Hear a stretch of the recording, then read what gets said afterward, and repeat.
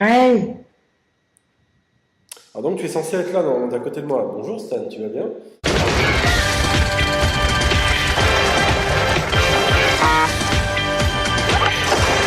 Allez là!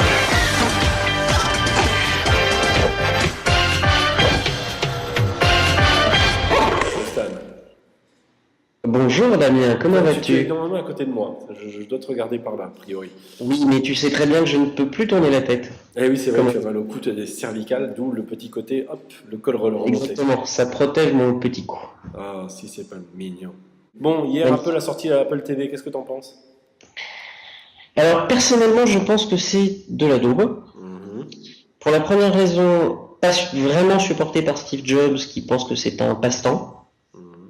et qui, je ne sais pas s'il va investir beaucoup. Point positif, tu as ABC et je crois Fox qui ont signé avec Apple pour la location de séries à 99 centimes l'unité. Et là aussi, je pense que ce sera un échec puisque le plus fort taux de piratage, ce sont les séries sur Internet, bon, via Torrent, Emule, Newsgroup et tout ce qui s'ensuit, et Direct Download surtout. Donc j'ai comme un gros doute. Perso, moi je suis plus un adepte du gros Media Center sous Windows parce qu'il permet de faire beaucoup plus de choses, notamment faire du post-processing sur les films et les séries et donc avoir un piqué d'image et une qualité d'image bien plus importante et on en a beaucoup parlé sur Stand de tout ça. Alors justement, moi je ne suis pas d'accord avec toi, et c'est ça qui est Ça ne intéressant. m'étonne pas. Comme d'habitude, je ne suis jamais d'accord avec toi. Je ne suis pas d'accord parce que justement, je pense que comme l'iPad, le but du jeu de l'Apple TV est de démocratiser l'accès à des médias au plus grand nombre. Il est vrai que sur l'iPad, tu avais bien dit que c'était terrible, j'avais dit que c'était naze et je trouve ça terrible. Ah, voilà, je te remercie. Donc, je t'enverrai ton chèque comme d'hab. Moi, mon sentiment, c'est qu'en fait, ils ont compris. C'est ça qui est intéressant, c'est que ils ont essayé de faire une sorte de media center avec un disque dur qui se synchronise, etc. Mm. Ça n'a pas marché. Windows, depuis des années, essaie de faire un media center plutôt bien, je veux dire, en termes de logiciel, c'est plutôt sympa, c'est plutôt bien gaulé. Personne n'en veut. Donc mon C'est vrai. sentiment est que Apple a compris qu'ils ont même réussi, on va dire, à développer une compétence autour de la distribution.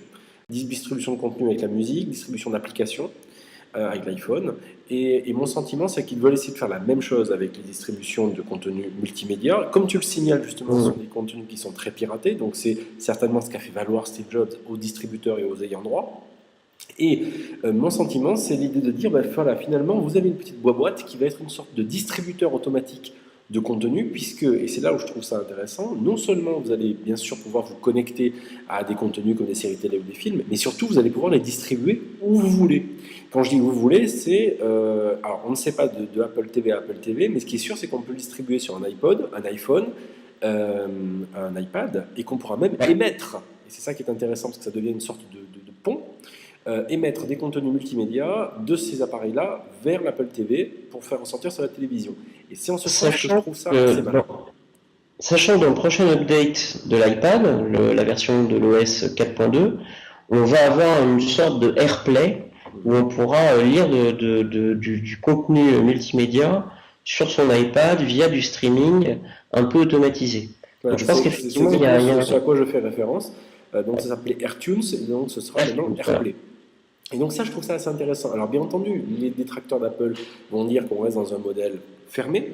Ils vont dire qu'on reste dans une expérience globale qui n'est que Apple. On ne lit que du M4V, on ne lit pas de MKV, on ne lit pas d'autres formats que le H264. Et c'est bien le problème, mon cher Damien, c'est bien le problème. Je reconnais.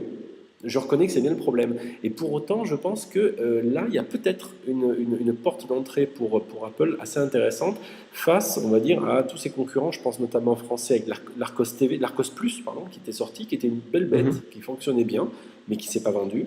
Tous les Non. media centers, etc. Alors, ce que je trouve aussi intéressant, c'est que cet appareil risque de ne pas marcher en France. Est-ce que tu es d'accord avec ça? Pas techniquement, mais on va dire Je pense commercialement que c'est parlant. un appareil qui est voué effectivement à ne pas fonctionner pour la simple et bonne raison que nous avons une petite particularité en France qui sont les box opérateurs, Voilà. Free, Mm. Orange, qui fournissent déjà ce type de contenu. Et là, ça marche.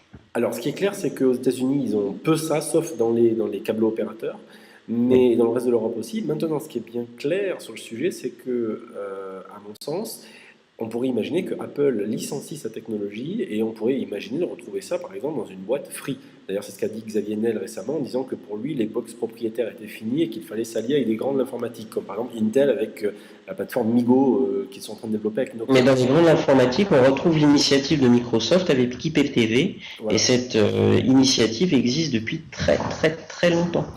Et ce qui est Et intéressant, déjà, c'est qu'on sait je très bien l'offre. qu'Apple ne va pas licencier sa technologie. Par contre, on peut très bien imaginer, comme ça a été plusieurs fois un serpent de mer et une rumeur, que Apple intègre cette technologie en partenariat avec, par exemple, un fabricant de télévision. On a souvent parlé d'LG, des fois de Samsung, avec qui il collabore déjà sur les écrans de l'iPad. Donc on pourrait imaginer tout à fait ça. Mais écoute, on va clore sur ce petit point de vue. Donc l'Apple TV, en résumé, ça sert à quoi? Ça sert à distribuer des contenus dans sa maison. Ouais. Et ça vaut pas très cher. Si Ça sert en Europe, ça vaut 119 avoir des euros. contenus stockés par Apple sur ta télévision. Est-ce que c'est du cloud, Mais tu pour peux finir, pas jamais- est-ce qu'on pourrait appeler ça du cloud content? Exactement, du cloud content. Tu as déposé le terme? Alors je vais déposer le terme de ce pas, c'est pour ça que je te laisse et je crois qu'on va arrêter là. À très bientôt. Allez, salut!